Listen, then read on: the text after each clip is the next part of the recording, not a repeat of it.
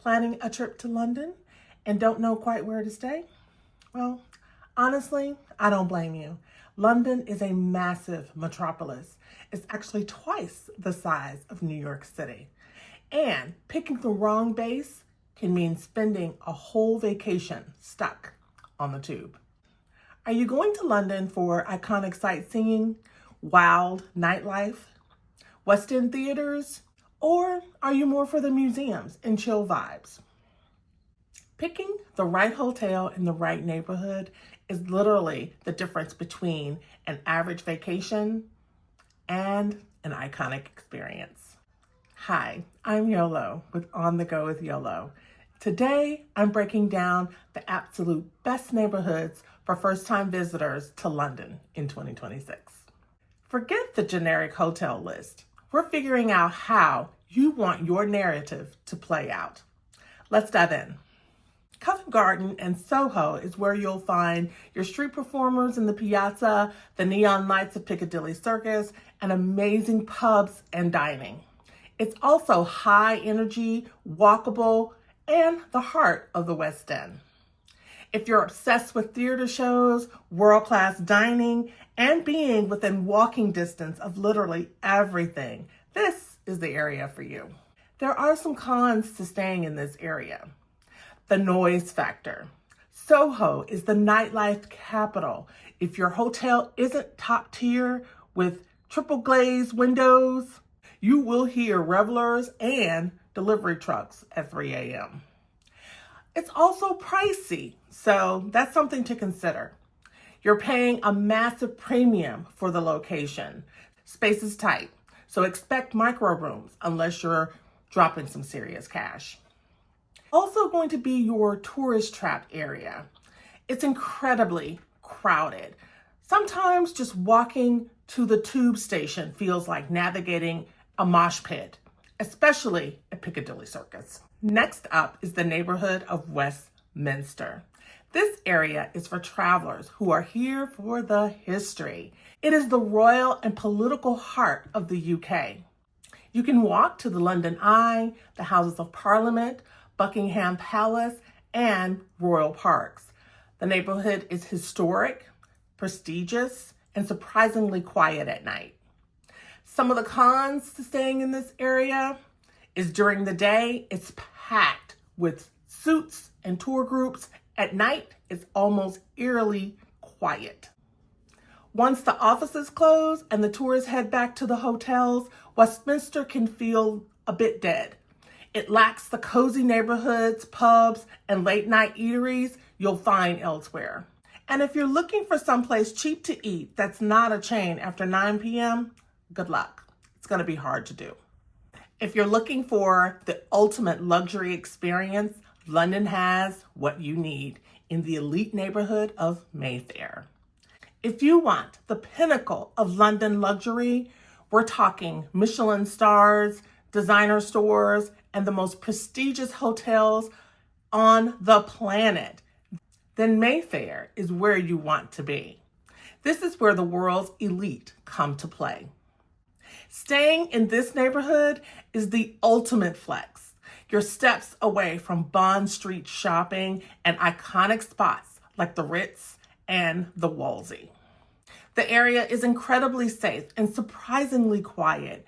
You have Hyde Park on one side and Green Park on the other, acting like your own massive private backyard. The cons is the reality check.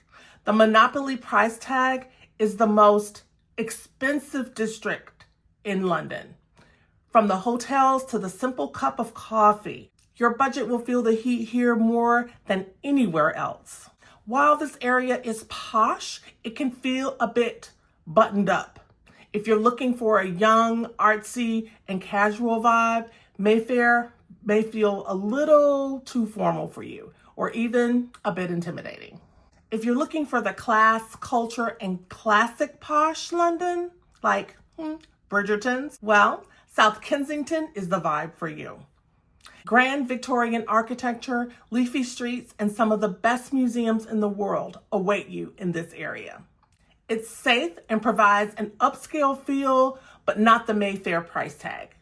Stay in this area if you love morning jogs in Hyde Park, exploring the Victoria and Albert Museum, and want a safe, family-friendly atmosphere that is still well connected to the tourist areas.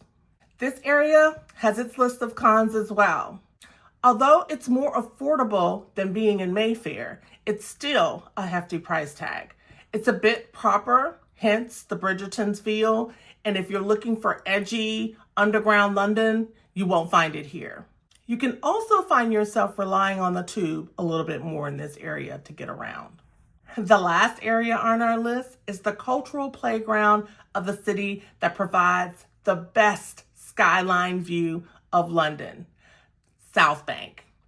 The South Bank area is the secret weapon for savvy travelers. It is where the gritty industrial history of London meets modern culture. If you want to be right in the thick of London's pulse, but with a bit more of a artistic edge, this is where you want to stay. Step out of your hotel and you're on the Queen's Walk. This is a 2-mile pedestrian-only path that runs along the Thames, that hits the London Eye, the Tate Modern, and the Shakespeare's Globe.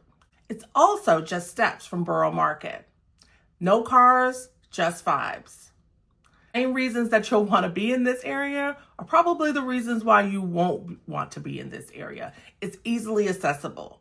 For that reason, it's going to be packed. Expect to dodge selfie sticks, slow walking tour groups every time you step out of your hotel. Another con is that because this area sits right on the Thames, it can be brutally windy. Even on a sunny day, the breeze coming off the Thames can be biting. All right, let's do a quick vibe check to see where you're checking in. Choose Covent Garden and Soho if you want to be in the middle of the neon lights and theater magic. Choose Westminster if you want Big Ben as your morning alarm clock. Choose South Kensington for the posh, museum-hopping Bridgerton's aesthetic. Choose Mayfair if you're ready to live the absolute best billionaire life.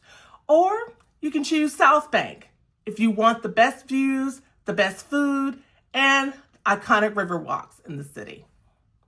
Any of these choices are great, just depends on your budget and your vibe. Remember, London is massive, but as long as you're near a tube station and you've picked the right vibe that matches your energy, you cannot go wrong. I'd love to hear from you. Leave a comment letting me know which of these neighborhoods matches your vibe. If this video has helped you narrow down your London home base, do me a huge favor. Hit the like button and subscribe to On the Go with YOLO. It genuinely helps the channel more than you know, and we've got way more London content coming your way. Thanks so much for watching, and remember, YOLO.